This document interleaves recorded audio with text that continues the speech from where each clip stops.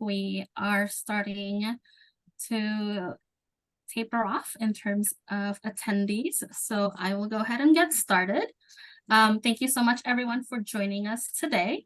I'm Grace Francisca. I'm the events coordinator for AMG. I'm here joined by Carla Gonzalez, who is my amazing colleague on the AMG board. And we are so pleased to welcome Christophe LaBelle. Christophe works at the UCLA campus Office of Sustainability as an analyst and primarily conducts research and, sorry, my eyes is like terrible, analysis in support of UCLA and UC-wide environmental policies. He also manages a monthly newsletter and website for the office and engages the campus community in sustainability programs and practices that reduces pollution and waste while improving efficiency and equity. And in addition of that, he is also a Toastmaster participant. So he is here to talk to us about the art and practice of public speaking. Thanks, Christophe, for joining us, and welcome. Thank you. Pleasure to be here. Good afternoon, Bruins. I'll bring up my slides now.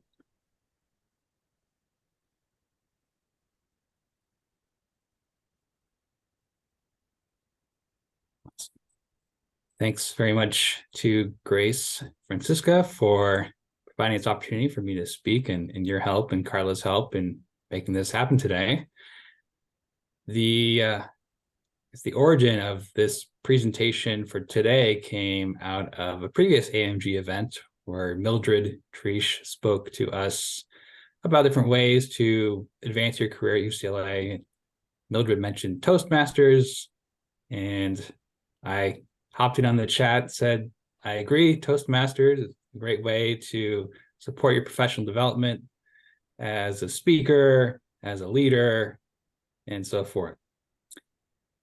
I'm excited to share more today about Toastmasters, which is an organization and a program to support not only your public speaking skills, but also leadership growth, meeting and project management, and other sorts of skills and competencies. That said, I'd like to gauge the room, see who knows about Toastmasters already, and if you don't know, what you have heard about it, and so forth. So feel free to use the chat for that.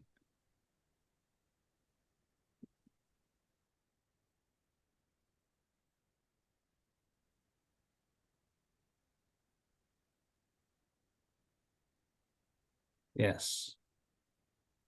Something that I suppose is a myth buster is that it's not necessarily focused around toast you might give at a wedding or some other event, right? The focus of speaking in Toastmasters is to have the ability to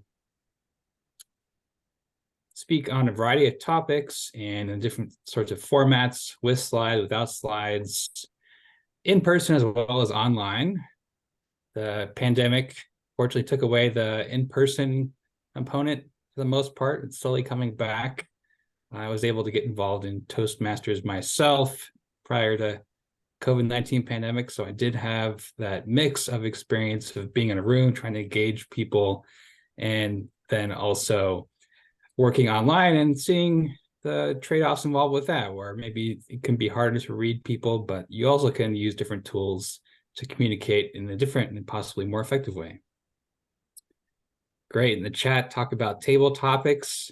I would love for some folks to try that later today. I'll take you through different ways Toastmasters operates and how a meeting for a club would work, including table topics. And I encourage you all to embrace the chance to practice. I've found it very valuable for me to have a space where you can test yourself and not feel like it's a high pressure situation, where you can grow and get feedback from others in a supportive and effective way. Awesome. Okay. Hello from the Career Center. Yes, great to have you. For the next slide, here's just a bit more about the official scope and scale of Toastmasters.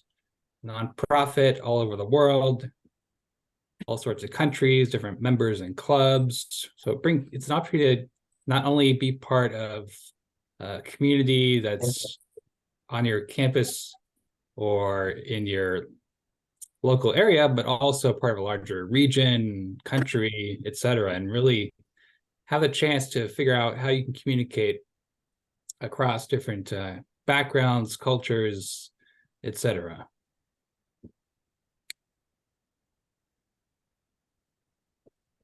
And there's a lot more than just speaking to a public, and not necessarily just to large crowds, but it could be a smaller size meeting or as part of a panel. Also, through Toastmasters, you have the chance to become a more effective listener, learn how to give feedback and mentor, coach people. Think about how you can work on different types of techniques, where you're including humor, or you're dealing with different types of audience members and their particular behaviors. How do you manage those challenges or find different ways to communicate something and have perhaps as much or even more of an impact through the presentations and projects you do? All right. Here's a bit more of a focus on different types of benefits. Okay, mentoring, again, if you're new to Toastmasters or even as you're an ongoing member, you can learn from those in your field or else those who've been longtime members and have earned the designation of Distinguished Toastmasters or DTM, and see them as folks you can look to for encouragement and guidance, not only in Toastmasters, but more broadly in your personal and professional life. Leadership opportunities. You can become more involved in your club, as a number of folks here have done through AMG, similar type of structure, where there are different officer roles, ways to coordinate across different clubs and regions, put on events, manage contests where you can represent your club or judge a competition. That's something I think you should really consider in terms of Toastmasters. That it's not only a way to work on speaking and using that as something that is perhaps might be a part of your job or not, but also different ways to grow as a leader. So think of it as something alongside other opportunities you might have on campus and elsewhere. Here's a bit more about different types of roles. Some seem very formal, like Sergeant at Arms. Essentially, that's somebody who helps keep a meeting running on time, making sure you start on time and that you can hand off, bringing a meeting to order to the president and so forth. I myself have been a VP of Public Relations working on communications for a club, namely social media. So if that's something you're interested in, great ways to get involved that way in communications.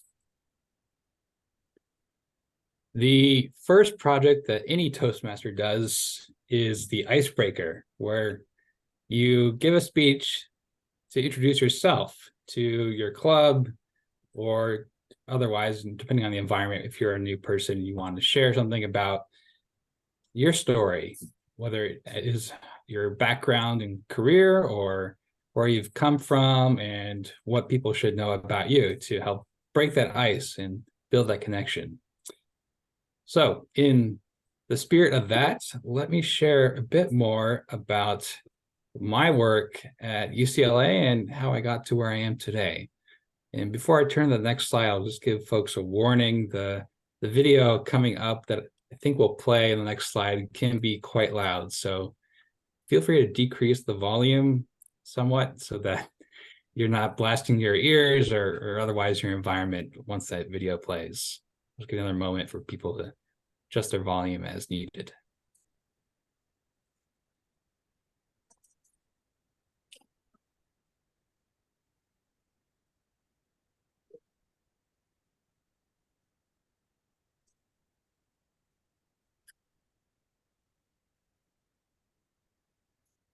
folks hear that, or should I share the audio too? Okay. Share the audio, please.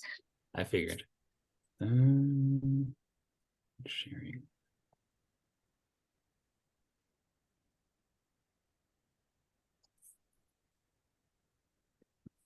It's over.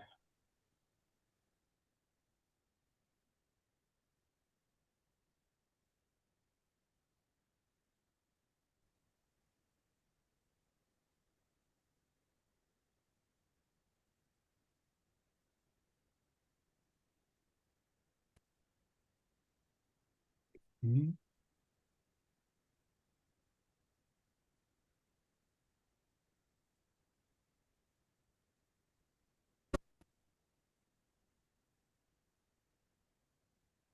Does that sound better?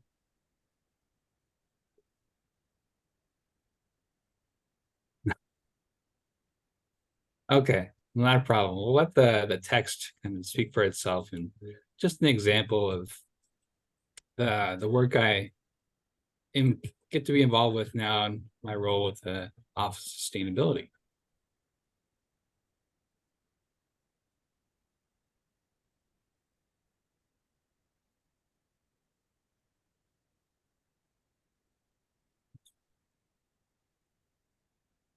All right. Well, I'm happy to send that video along at a later point. I think I'll leave it at that. Basically, the Office of Sustainability is helping our campus to tackle climate change and related environmental problems. Not necessarily on the research side. We have a different part of campus that does that. We're looking more at operations, partnerships with the broader UC system and local governments, and thinking about how we can be a living lab for solutions to various environmental problems. So happy to speak about that another time, and if you'll have me back, or otherwise answer questions offline. And here's a bit more about what I do on a daily basis, anything from presenting on policies to working on plans, looking at data, managing green events in our newsletter through MailChimp, and also website and so forth. And here are some places I've been on the way to where I am now. I did go to UCLA for my master's of public policy a few years ago, the Luskin School of Public Affairs. And as part of that, I was able to be a fellow with the Carbon Neutrality Initiative that the University of California system has for students to pursue research and other opportunities related to climate change. In the meantime, since I finished my master's, I was able to work with the Chamber of Commerce and an affiliated roundtable on corporate sustainability before I moved up to the Bay Area and joined a nonprofit business organization, the Silicon Valley Leadership Group. With the leadership group, I worked on energy and environmental policy. And as I was starting my work there, that is how I got involved with Toastmasters, through the encouragement of my supervisor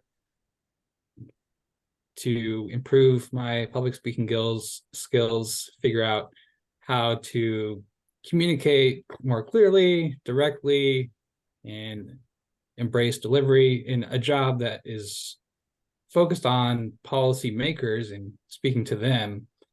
I was able to find a local club in my community up north and be able to connect with folks across Silicon Valley who weren't just in policy, but could be in those large tech companies or retired and just trying to stay busy with their lives. So it was a great way to find another community as I settled in up into the Bay Area. The club I joined is the Sierra 49ers. No coincidence there that we embraced a local sports team, the San Francisco 49ers. That said, the 49ers actually in reference to the number of the club. So that's one group I was able to be a part of and learn from them and be involved as an officer and work on different types of speeches and projects and roles. That helped me in my work speaking to elected officials and at public meetings, and more recently, coming back to campus, speaking to students down here in the bottom right-hand corner, talking about, again, my journey and sustainability as part of a summit that was hosted over on the Hill. I'm certainly not at the end of my journey, and I'd argue that the journey never ends for public speaking and leadership development. Folks stay part of Toastmasters or other organizations because practice, while maybe you could say it makes you perfect, it definitely makes you better. So that's why, as part of the title of this event today, I wanted to touch on the art, but also the practice of public speaking, something that very much you want to keep doing, like you might do with exercise, mindfulness, some kind of art that's hands-on. And here's a bit more about the club side of Toastmasters, where you're meeting on perhaps a weekly or monthly basis for an hour or two. It can be basically any time in the day. It could be on site, it can be online, and there are roles to play throughout the meeting. And as part of those meetings, you get to practice all these different skills, whether you're the Toastmaster who's leading that meeting or somebody who's speaking and or otherwise part of the audience and attendees for that meeting. There's something for everyone to do. And for that hour, or however long the meeting goes, you get to be active and present and really put yourself to the test in figuring, trying to listen for certain words or mannerisms, observe those, making sure that things are running on time. The timer role is something that cannot be underestimated and can be difficult in its own way. In the process of working with Toastmasters, you have access to Pathways, which is an online platform, not unlike you might know from something like LinkedIn or what the UCLA have with the learning management system. There are different tutorials and worksheets to focus on certain kinds of skills or projects. And it helps you to work towards some particular level or competency and can be applied not only within Toastmasters, but to your ongoing life and work. See here, there are different levels and ways to navigate Pathways. Here, I'll look to the audience again. Are there particular pathways here you see that you would be interested to explore? Anything that stands out? Feel free to share in the chat.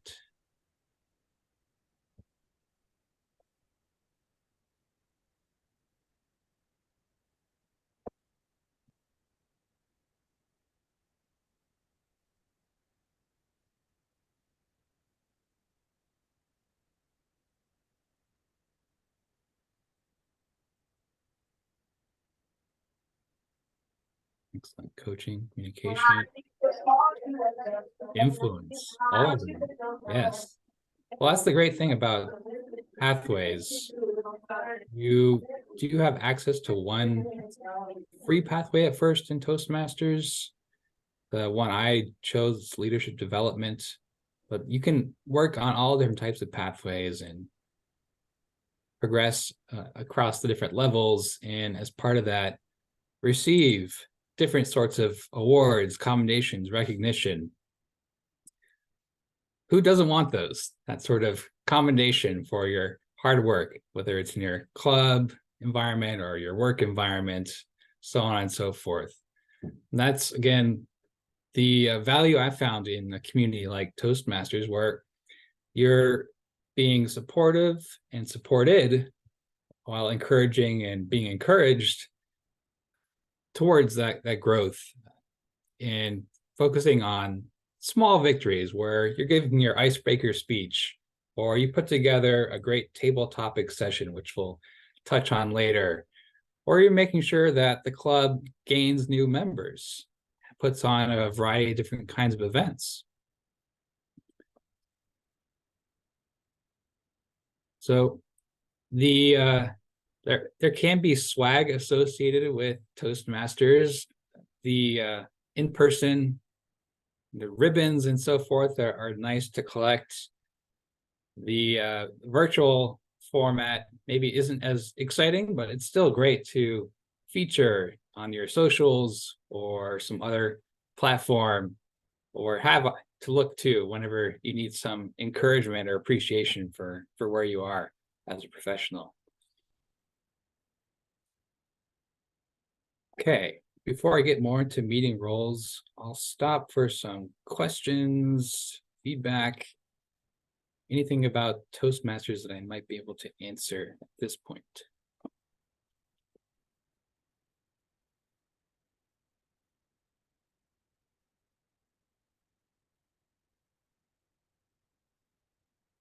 Feel free to come off mute if that's easier than typing in the chat.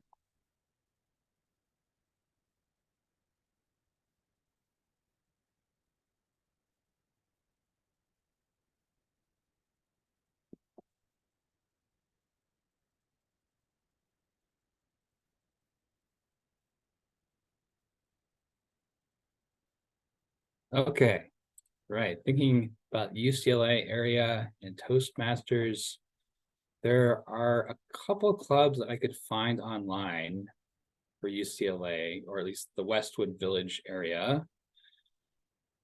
I believe at least one of them has an online component if that's easier, right? You might not be able to come to campus each time, or just easier to join from home. So yes, happy to put information in the chat about that. There are a variety of other clubs in your local area. I'd say go to toastmasters.org to find those. Again, there's that mix where you can perhaps join a club that's in person or does hybrid or online exclusively meetings, depending on what works best. And don't feel like you have to be married to one club forever. If one might work better than another at a certain point, that's fine. Is there a fee? Yes, there are dues that you pay. Some of the dues that are annual go to Toastmasters International, but most go to your club. And that helps to pay for perhaps the space you rent or food and drink you might have at a meeting, other kinds of materials. If you're using Zoom, paying for a license.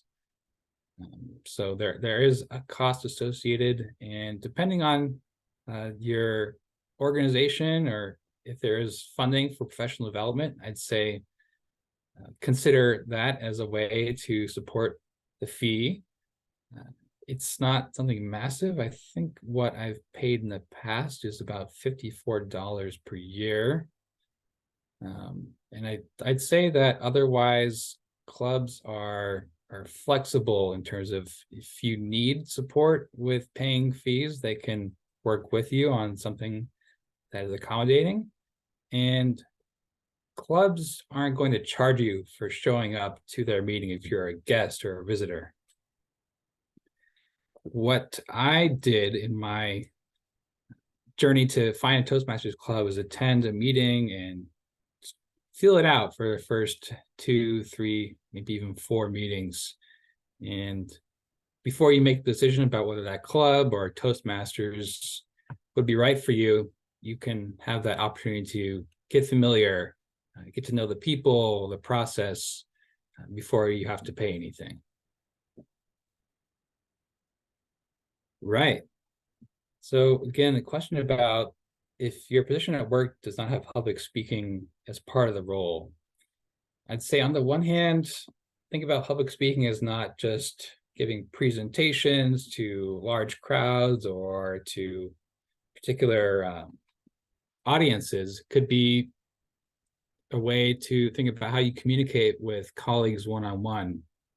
So if perhaps you work primarily through email or some other kind of messaging platform, you can think about how you might leverage that traditional phone call or Zoom meeting and how you might be able to leverage those based on your public speaking abilities to perhaps make some progress on the problem you're trying to tackle, or connect with someone differently than you have in the past. So I'd say think about public speaking broadly, while at the same time looking at Toastmasters as a resource, not just for how you communicate, but also how you manage and operate within a professional setting.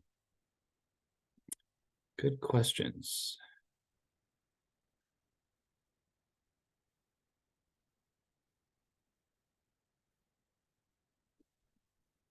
One more thing I'll add is that in my club up in the Bay Area, we had folks who were both or were either speakers of English as their first language or as a second or other tertiary language. So depending on if you or someone you know is trying to work on English speaking skills, Toastmasters is a way to also just practice in a way that you have that guidance about subtleties as you try to grow as a communicator, particular words or gestures you use to convey a point. Process and preparing for your different audiences. Right. That's a good question. I do try to be mindful about the terminology I'm using. So in my world of sustainability, there can be jargon, and if I'm communicating with some audience that is not day in and day out working on sustainability, how do I communicate terms and concepts in a way that is more easily understandable? Trying to bridge that knowledge gap, or thinking about how folks might prefer to be engaged. Maybe if they're students, they want to be engaged early on or have some kind of other interactive tool available. So maybe we all want that even as we get older. And also thinking about the use of slides. I think that can be helpful, but also it's important to be mindful about what you include or how much you use them. Today, I wanted to use this as kind of an introduction. I think that's helpful to have as a background or a baseline, right? The visual along with the verbal. Sharing about something that can be new for a number of people, or just making sure we're all on the same page, but perhaps in future sessions about public speaking or Toastmasters, I wouldn't have slides. I'd instead just try and talk one-on-one. So I have a question. How do you differentiate your strategies in terms of doing public speaking online versus in person?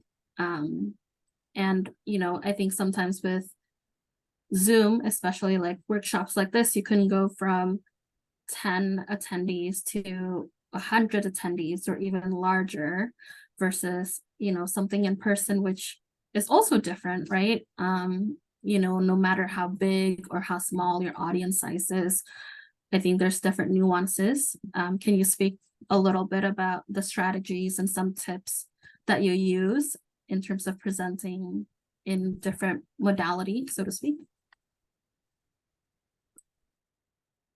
So in terms of engaging an in-person versus online or virtual audience, there are different kinds of considerations, right? Of course, there's just how you appear in front of the audience, right? Are you focused on your camera angle and making that connection, or are you trying to be a bit closer to the audience, but not too close, just so you can engage the space in that sense, work around the room, address people very in particular, and perhaps elicit some kind of response from them if you want to achieve that.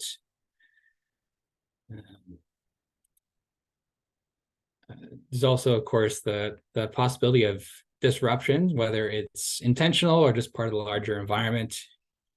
I find it's helpful to be cognizant of maybe people come off mute or accidentally, or else if you're in a room that's part of a larger building, there might be some background noise. So being adaptable to those kinds of conditions. If there are a bunch of people who come online later, for a virtual meeting, I'd say it can help to refresh, maybe something that you touched on earlier. I'll try to do that here. For people who might want to catch up on what's been presented. Does that help answer the question, Grace? Great. Does, yes, thank you. And then another question that Carla actually put on the chat, which is a really good question, is, can you share the difference between being a storyteller speaker versus a presenter? Great question. A storyteller would be somebody who's more visionary, can provide anecdotes from their or somebody else's life experience. You're perhaps leaning more into emotion as opposed to pure logic or ethos, as the Greeks call it, where it's about kind of your stature in society or in some sort of organization. The storytelling speaker too will have a different rhythm or use of gestures. A presenter is someone who is trying to follow a particular structure and deliver points in a format that maybe appears more mechanical. You might argue that a storyteller also follows that in certain ways, but can also seem more fluid, try and take advantage of pauses to let something sink in. But I'd say there are overlaps as well, depending on if you want to break the ice at the top, share something about yourself or the work you do before you get into a serious topic, or towards the end, bring people together and think about how something you've spoken on connects to a larger goal or message. Thank you. Another question I have is, do you have any tips for like a first-time presenter who may be dealing with anxiety speaking in front of an audience for the first time? Right. First-time speakers should not expect to be perfect, nor should most anyone.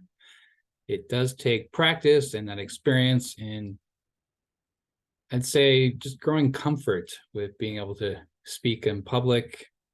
I would not rely too much on written notes. Right? You don't want to catch yourself looking down at flashcards or something else, because that takes away from the great content you might have to share as part of your presentation.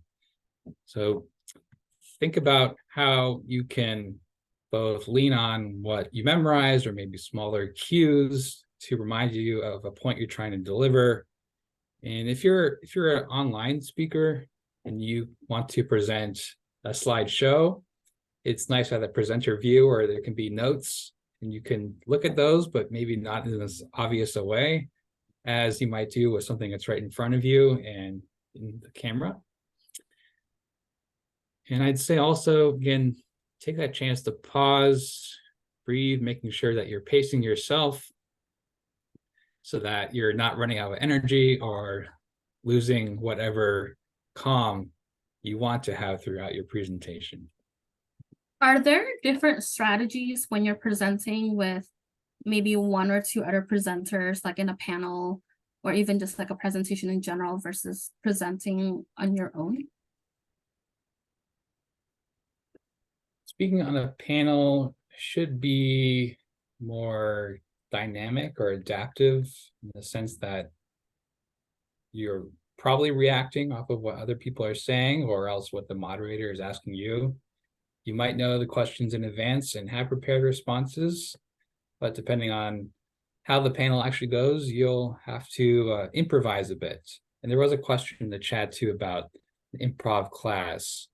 If it's improv in the sense of comedic improvisation, that could be helpful, but I wouldn't necessarily say that is conducive to a professional environment, depending on the subject you're trying to deal with or how you want to communicate and deal with different topics. So Toastmasters does have an improvisational as well as prepared speeches as part of it. Again, the table topics, which I've mentioned, that's part of a meeting or Toastmaster where you have someone asking questions to people who don't know in advance the topic or the particular question, nor when they might speak and respond. So you get to practice thinking on your feet and in a limited time frame without having the benefit of notes or your own structure or approach. So speaking of improvisation, I find myself using a lot of filler words especially during improvisation. Is there any tips or tricks on how to not do that? I also find myself sometimes repeating myself over and over again in order to not use filler words. Again, like I said, now I'm doing it as well. Is there any tips or tricks for not to do that? Great. Dealing with filler words is a continual challenge. It might not be something as noticeable as the or the ah. It could be these conjunctions, right? These connecting words such as and or but, then. What I have found helpful is taking that pause between one point you're saying, stopping to know where you are and what you want to say next before you say that. That pause, while maybe folks traditionally might be uncomfortable with that dead air, it doesn't hurt, in my opinion, to use it to make sure that folks in the room or online have the chance to pause before you deliver your next point, and that you are able to communicate more clearly without that additional word that doesn't really have any value. Thank you. And then in terms of engaging with your audience, I know a lot of presenters like to do icebreakers. What types of icebreakers do you use for large groups when you're in person versus virtual? And a follow-up question to that is it even necessary to have icebreakers in order to engage with your audience? More great questions. The icebreakers you might use as a speaker with an audience can be anything from the simple call and response. You ask a question, you see a show of hands. If the audience is something like hundreds of people, it might lose its value because you can't necessarily connect or have people connect with each other by seeing who raises hands and when.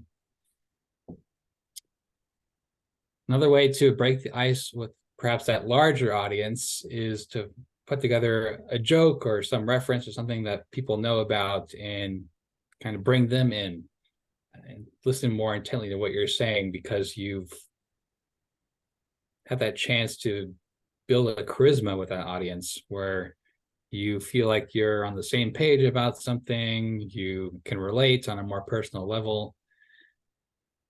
For a virtual audience, icebreakers can again take the form of a reaction to something using the chat.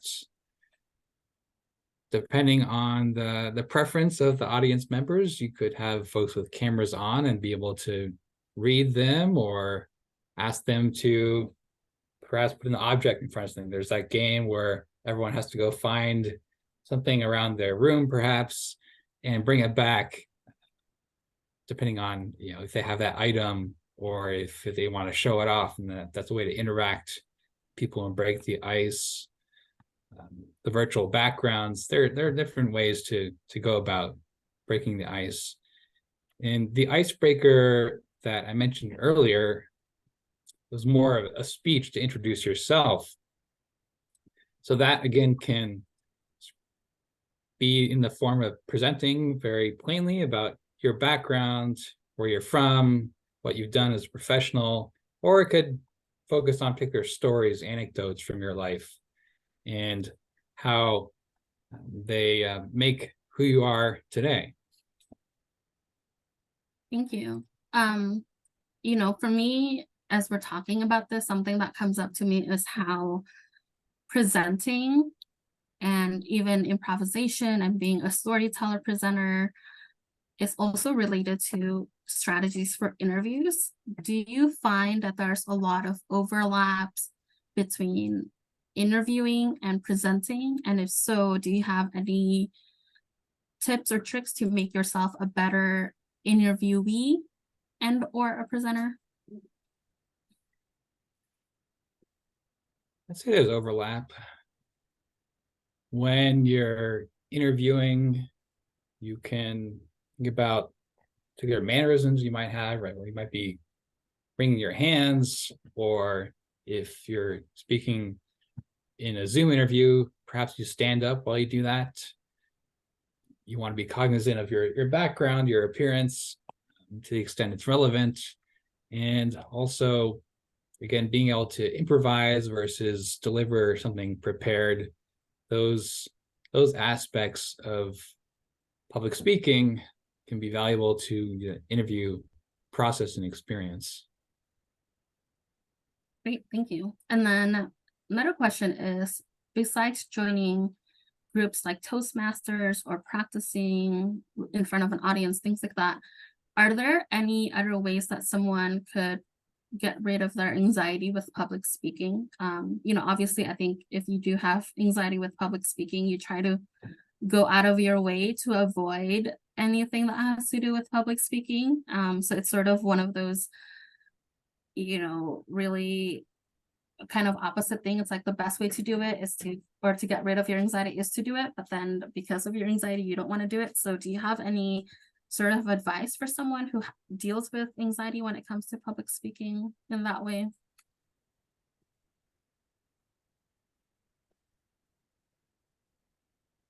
It can be tough to start with any number of things, whether it's speaking or something else we want to do in our lives. I'd say we all should take that first step, be uncomfortable, and think about how we can lean on somebody or on ourselves to be a support and find the way that works for us.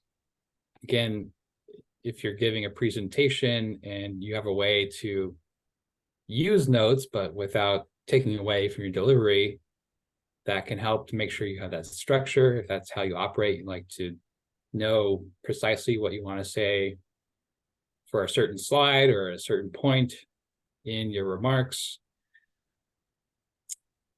There are different ways to perhaps speak in an environment where you're comfortable. It could be in a local group you're part of outside of work. It could be on social media, depending if you want to be an influencer. You can maybe find that more comfortable to not necessarily see people or know specifically who the audience is, but if there's something that excites you, think about how you can share that excitement. And I'd say most topics are pretty appropriate for public speaking. It doesn't have to be something that's very work oriented. You could talk about particular interest you have in art or sport or a place.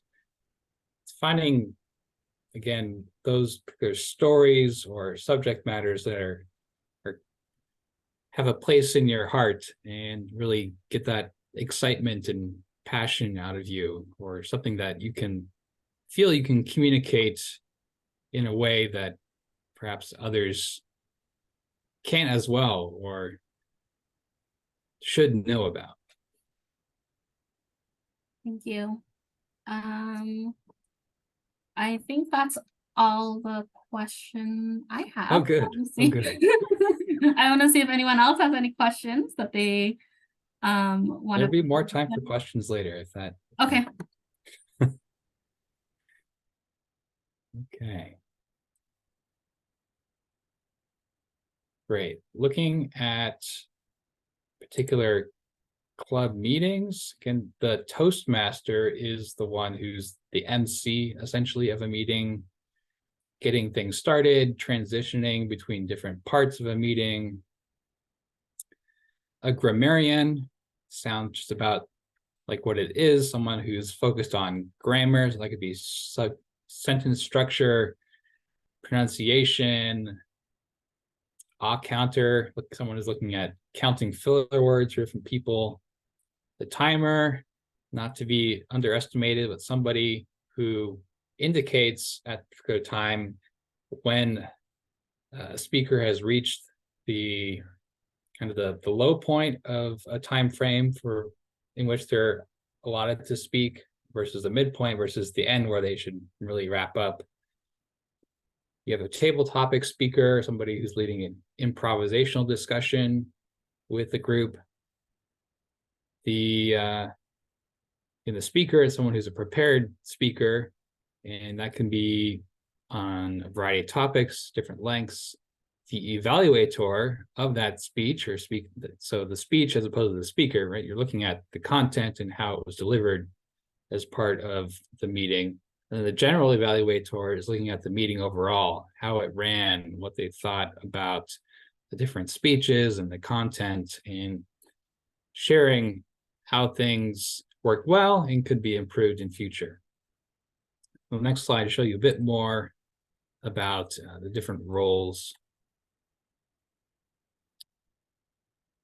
There's some where you're welcome to take them on pretty early. It's a low learning curve in terms of knowing what to look for, or having that perspective to provide helpful feedback.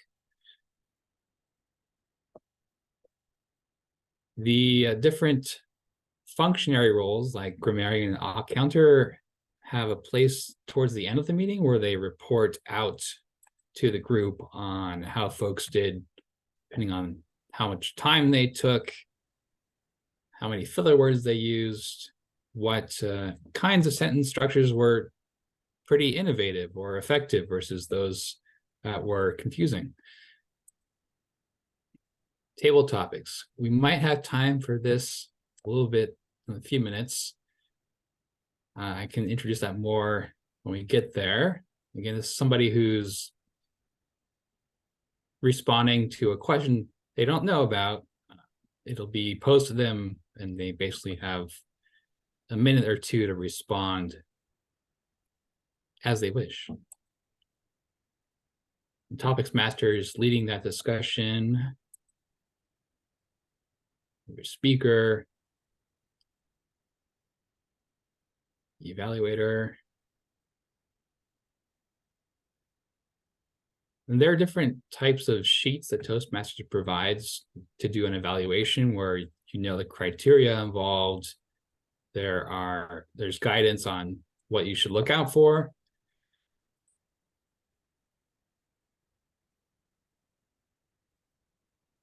Right. Again, the website toastmasters.org has these resources and more, and I'm happy to pass along slides shared here today. Before we get to our final Q&A, let me see if anybody wants to try a table topics response. And for that, what I'll do is I'll be the table topics master, right? I'll introduce a general topic. In this case, let's think about the end of summer, start of fall, back to school. And I'll look to folks who are interested. Ideally, if you have your camera on, I'll call on one of you to respond, and you can have a minute or two to respond. I'll try and do the timer too on the side. See if I can find that. And the way the table topics work is that you can answer the question directly that's posed to you, or you could speak on something entirely different if you really wish. That's your right, at least as I have been told. And if you're coming, for instance, the second respondent to a question, you don't have to respond again to that question that was just posed to you. You could respond to an earlier one. So with that, I can share the timer screen here, there's a great timer, whether it's you want to use it in Toastmasters or otherwise, that is customizable and can be used for different types of speech lengths and can be on the background in a virtual setting to show everyone and the speaker, of course, how long someone's been speaking for and how close they are to the end of their time limit. Time limits matter because if you're doing a Toastmasters contest, if your speech is not within that time frame, you don't get credit or count in the ultimate contest decision making.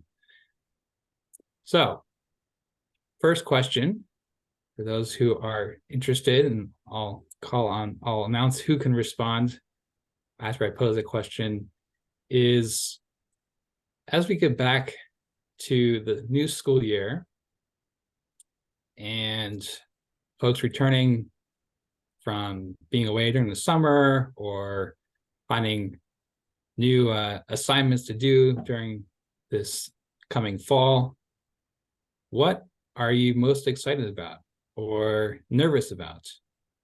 Grace, would you like to share?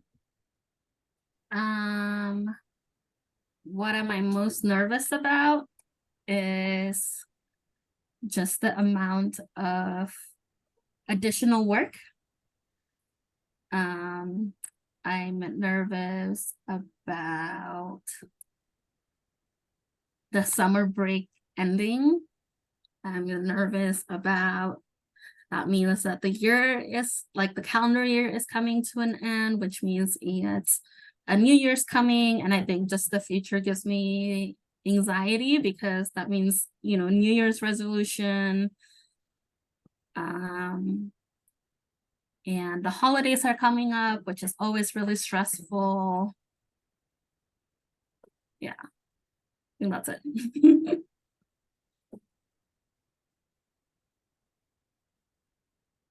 Okay, very good. Round of applause for Grace. We got Toastmasters too. We applaud each other as we come up for speeches, as we give responses, deliver our speeches. Again, very supportive environment. Okay, next question. I'll look for those who have a camera on just because that helps in terms of being able to practice responding to a speech and not only delivering words, but also gestures you might use in response. So next question will be about the recent storms. Was that the hurricane or tropical storm Hillary something that was the most intense you ever experienced, or did you experience something even more intense? I see Luce has a profile pickup. Would you like to respond to that or the previous question or something else? I'll respond to the more recent one. Okay. Oh, I was waiting for the start. Okay. Yeah. So during the storm, I was very fortunate to be home. But the scariest thing for me was actually feeling the earthquake, that 5.1 that came from Ohio, because during that time, my 2-year-old daughter was napping. So I had to fight very hard to fight the instinct to run into her room and wake her up and just make sure that she was okay. So what I did was just simply check in with my husband, make sure I wasn't the only one feeling it. And after he sort of confirmed that, yes, it's an earthquake and yes, it's over, it was just what I needed, right? To just calm down, gather myself, check that monitor one more time, making sure that she was still asleep, and then process it for that moment. Other than that, there was a lot of sort of watching the news, making sure that everybody was okay, or hoping that everyone would be okay, because there was a lot of destruction. And that was my day during the storm. All right. Very good. Thank you, Luce. All right. Looks like we have some other folks who are interested. That's good. Let's see. Next question. We can perhaps talk about the new school year. How is it looking in your community? Kids going back to school, or whether they're your own or folks you know. how has the experience been compared to previous years, coming back in person, etc.? And for that, see, Afsun, would you like to respond to that question? May I respond to the previous question? Okay, great. Hi. Yes, about the hurricane. I was going to throw a party for one of my friend, a baby shower, and the doctor told her she may deliver anytime. And it was on Sunday the 20th. We got so many texts and messages to cancel the party. It's supposed to be outdoor. We decided, not me, mom to be and dad to be, decided to have it unless it's a very bad disaster hurricane. So I'm very happy we had it. The only problem was we were going to have it outdoor. We had to move everything from outdoor into an enclosed area and have 25 people in a very small room, serve dinner and everything. But I can say it was one of the best time that I ever had. Very fun, very good. And I made 2 people very happy. And I'm grateful that there was no bad hurricane and no one injured, nothing. The only thing we had, it was a very heavy wind and one of the balloon gone.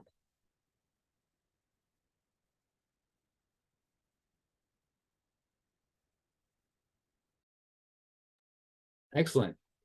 Thank you very much. It's there again, any number of experiences we had. Seems like so far most folks were okay. It's hard to not have anybody affected. I think we got through storms okay, hoping others who were impacted can recover soon and fully. All right, 3 minutes to 1 now, so I guess I'll turn back to Carla, just checking on time. Should I wrap up here, or do we have a few more minutes to spare? I think Grace is the boss today, so I will defer to her. Okay. Yeah, let's try to wrap it up and maybe leave about like 1 or 2 minutes for last minute questions. if Okay, there's any. I'll turn to that now. Okay. Thank you, everyone who participated. you.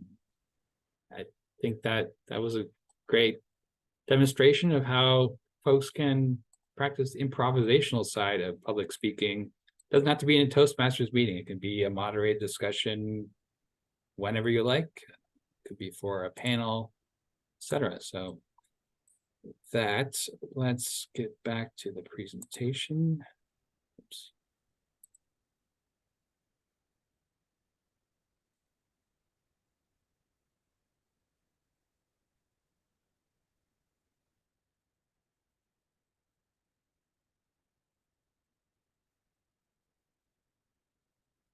All right.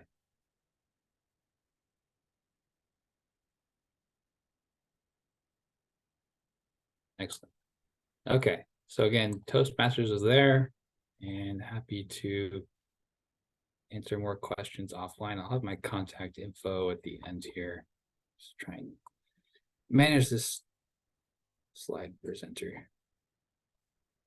Okay, great. Q&A. I did see a hand up. Again, there's my contact info. Otherwise, you can look me up in the Outlook directory or something, or on the sustainability website. Let's see. So I see again one question. That Hilda, you have a question? I do. First of all, thank you for this. This is great information. So I truly appreciate you all taking the time to do this.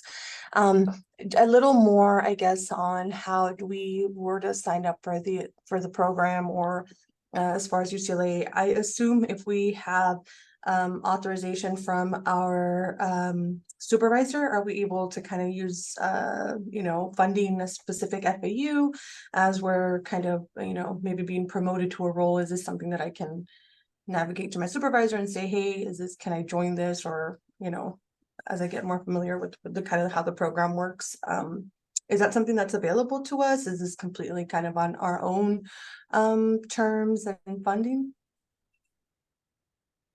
Good question. I don't have an answer for you. I'd say depends on your department. I think Okay. if it's my office, I'm not sure if I could get funding, but I think at this point for me, I'm happy to pay for it regardless, but obviously that's everyone's choice and their preference.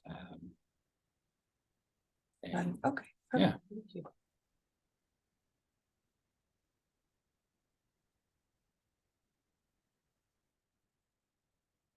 other questions? Let's- I don't think I see any other question, and we ended just right on time at 1 o'clock. So thank you so much, Christophe, and thank you everyone for joining us today. Please get in touch with us if you want to see any more topics or if you have any questions for Christophe. He graciously entered his contact information, and we will have other events coming up. So please be on the lookout in our newsletter. Thank you. Thank Appreciate you, it. everyone. Let's see here.